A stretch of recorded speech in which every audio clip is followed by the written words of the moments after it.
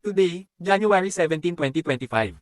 President Ferdinand R. Marcos Jr. turned over 3,517 climate resilient housing units in Yolanda hit areas in Eastern Visayas as part of the administration's recovery program for calamity victims.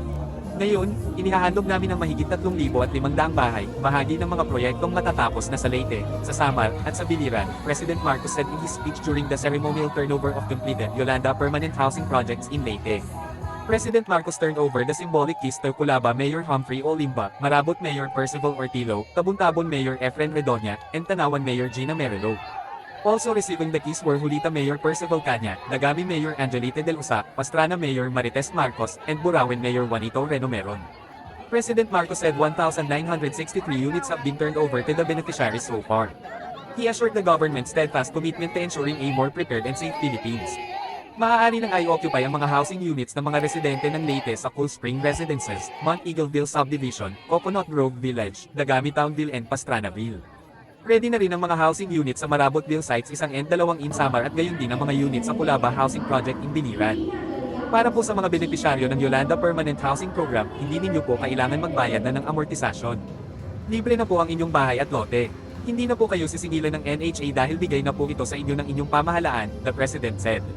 President Marcos emphasized that government agencies, such as the National Housing Authority, NHA, the Department of Human Settlements and Urban Development, DHSUD, and the local government will ensure the housing units are reliable and sustainable. Nagpatayo-tayo ng mga bahay na matibay at kayang siguruhing ligtas ang inyong pamilya sa gitna ng mga hamon ng kalikasan, President Marcos told the thousands of housing beneficiaries in Leyte and Samar. Iyan ay dahil sa disaster resilient housing design na masusing isinagawa ng National Housing Authority. Ibig sabihin po nito, ang ating mga pabahay ay kaya ng labanan ng malakas na hangin at lindol, he added. President Marcos also shared the experiences of beneficiaries Divina Galgamos and Angeles Alba, who had witnessed difficulties and uncertainties during the past disasters in their areas. They shared how their lives improved when they moved into the government housing projects. Bago magtapos sa kanyang pananalita, pinakiusapan ni President Marcos ang mga beneficiaries na pangalagaan ang pinagkaloob sa kanilang housing units and called on the DHSUD and the NHA to ensure that future housing projects are planned for Philippines.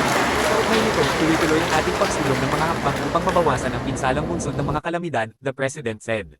The Chief Executive also highlighted the existing flood mitigation project, the Leyte Tide Embankment Project to protect and save the lives of residents living in the embankment areas.